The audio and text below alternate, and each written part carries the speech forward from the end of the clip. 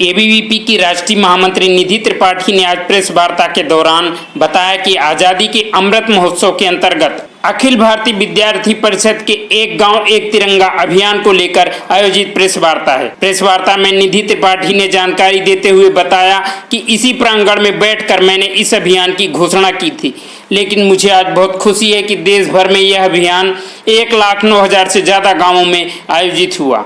अखिल भारतीय विद्यार्थी परिषद का मानना है कि देश को स्वतंत्रता दिलाने में देश के प्रत्येक नागरिक का योगदान रहा है, पर कुछ लोगों के द्वारा यह कुछ चुनिंदा लोगों की उपलब्धि तक ही सीमित कर दिया गया है। ऐसे में हमने एक कार्यक्रम के माध्यम से देश के प्रत्येक जिले में ध्वजारोहण कर आज़ादी के इस अमृत महोत्सव को मनाने के साथ साथ देश के गुमनाम नायकों की कहानियां लोगों को बताते हुए स्वाधीनता के गुमनाम नायकों को याद किया। निधि जी ने पूरा विस्तार से एक गांव एक तिरंगा के बारे में पूरा जानकारी रखा। इसमें मध्य क्षेत्र देखते हैं, जिसमें मध्य प्रदेश के 3 प्रांत एबीवीपी के और छत्तीसगढ़ ऐसे 4 प्रांत मध्य क्षेत्र में आते हैं। तो ऐसे मध्य भारत, मालवा, महाकोशल और छत्तीसगढ़, तो इसमें पूरे एक गांव तिरंगा के माध्यम से बड़ी संख्या में ध्वजारोहण किया गया है।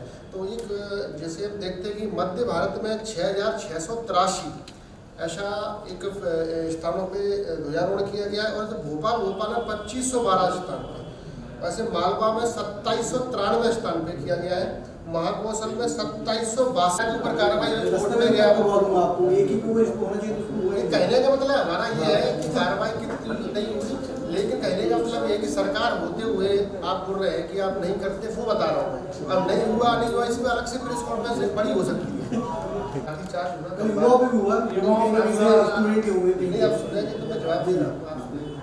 मैं लाठीचार्ज युवाओं के या बेरोजगार को लेकर कोई शांतिपूर्ण आंदोलन कर रहा है, तो मैं उसको दुर्भाग्यपूर्ण मानता हूँ और इसकी निंदा करती हूँ। विद्यार्थी चरणबद्ध तरीके से आंदोलन किया और उसको इस्तीफा देना पड़ा। इससे सरकार का क्या लेना देना? अगर कोई लग रहा है कहीं अनियमितता हो रही है, इसमें भी कई लोगों को बचा लिए हुए। नमस्ते आप सभी को। सर्वप्रथम तो आप सभी मीडिया के बंधुओं और भगिनी को बहुत बहुत धन्यवाद कि आप लोग यहाँ पर हमारी प्रेस वार्ता के लिए यहाँ पर उपस्थित हुए हैं। और आज की मैं प्रेस कॉन्फ्रेंस एक अच्छे समाचार के साथ में आरंभ करना चाहती हूँ कि बंगाल में पोस्ट पोल वायलेंस जो हुआ उसके खिलाफ सीबीआई जांच के आदेश आज कलकत्ता हाईकोर्ट ने दे दिया है।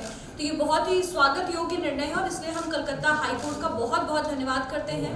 उन 5 पीठ के उन सभी जजेस का धन्यवाद करते हैं जिन्होंने पोस्ट पोल वायलेंस की सीबीआई जांच करने का आदेश दिया है। आज की जो प्रेस कॉन्फ्रेंस है, आप लोगों को ध्यान में होगा कि जब हम अभी जस्ट 2 तारीख को हमने यहाँ पर प्रेस कॉन्फ्रेंस की थी और उस प्रेस कॉन्फ्रेंस में यहाँ पर यही इसी सभागार में बैठ करके मैंने एक गांव एक तिरंगा अभियान की घोषणा बारामूला से लेकर के मलकानगिरी उड़ीसा के नवरंगपुर तक ध्वजारोहण किया गया। तो अगर बात करें तो भारत का चाहे माओवाद से अत्यधिक प्रभावित इलाका रहा हो या फिर बाढ़ग्रस्त इलाके रहे हो, ऐसे सभी स्थानों पर एबीवीपी के कार्यकर्ताओं ने ध्वजारोहण किया है। कई स्थानों पर परिस्थितियां भी थोड़ी सामान्य नहीं रही, कहीं पर चैलेंजेस भी आए। सारे चैलेंजेस को पार करते हुए भी विद्यार्थी परिषद के कार्यकर्ताओं ने ध्वजारोहण किया। यदि बात करें तो लखनऊ और मदुरई में जो ट्रांसजेंडर कम्युनिटी है, ट्रांसजेंडर कम्युनिटी के बीच में विद्यार्थी परिषद के कार्यकर्ताओं ने उनकी बस्तियों में जाकर ध्वजारोहण किया। ट्रांसजेंडर जो लोग हैं उनको बुला करके उनके माध्यम से ध्वजारोहण भी विद्यार्थी परिषद ने करवाया। यदि बात करें तो भारत और नेपाल के बॉर्डर पर जो वनवासी गांव है दोमाट, वहां पर अपने इस एक गांव एक तिरंगा अभियान के माध्यम से किया गया। आगे आने वाले समय में पूरे वर्ष भर यानी कि 15 अगस्त 2021 से लेकर के 15 अगस्त 2022 तक विद्यार्थी परिषद अभियान पूरा एक अपने हाथ में ले रही है। स्वतंत्रता के इस स्वाधीनता के इस अमृत महोत्सव को ध्यान में रखकर, जिसमें हम पूरे स्टूडेंट कम्युनिटी से 75 दिन देश के लिए ये एक आह्वान करेंगे, जिसमें वो 75 दिन के लिए अपना पूरा समय देश के लिए दें, जिसमें देश में अलग अलग प्रकार की जो समस्याएं व्याप्त हैं उनका वो स्टडी करें, उनका अध्ययन करें।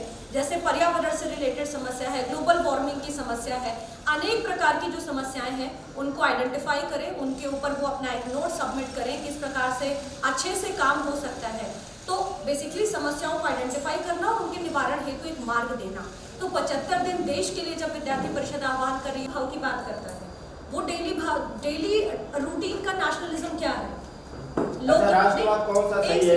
भाई का राष्ट्रवाद सही है या अखिल भारतीय विद्यार्थी मैं यहाँ परिषद पर का? मेरी बात सुनिए, मैं यहाँ पर बौद्धिक देने के लिए नहीं बैठी हूँ।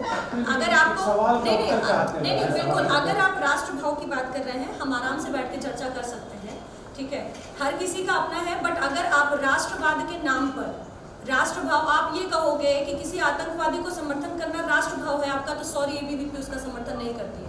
परिषद का कोई भी कार्य, विद्यार्थी परिषद अपने कार्यों का संपादन समाज से ही धन लेकर के और उन्हीं के बीच में व्यय करते हुए करती है।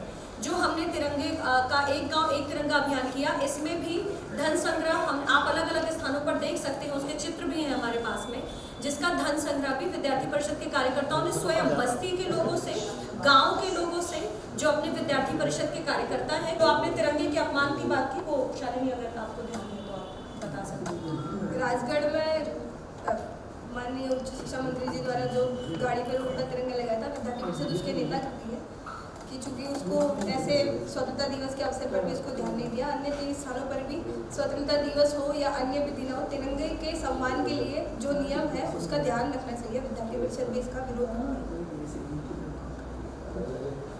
ठीक है। राष्ट्रीय महामंत्री और राष्ट्रीय मंत्री जी ने बताया कि किस प्रकार हमने देश भर में और मध्य क्षेत्र के कई जगहों पे झंडा हमने लिया। जब बात आती है मध्य भारत क्रांति की, तो हमने 6,683 स्थानों पे ध्वजारोहण किया है। चूँकि हम सभी को ध्यान में है कि अभी हाल ही में शिवपुरी, शिवपुर, मिरोला बाढ़ से ग्रसित हुए हैं। ऐसे 72 गांव जो बाढ़ से ग्रसित हुए थे, वहाँ भी हमारे विद्यार्थी परिषद के कार्यकर्ता गए। वहाँ पहले उन्होंने सेवा कार्य किया, सेवा कार्य के बाद वहाँ उन्होंने ध्वजारोहण में उन सभी ग्रामवासियों की सहभागिता ली। तो चूँकि बाढ़ वाले ग्रसित गांवों में भी हमारा विद्यार्थी परिषद का कार्यकर्ता उतरा। भोपाल से तांडव न्यूज के लिए कैमरा पर्सन अरुण रघुवंशी के साथ रवि शर्मा की रिपोर्ट।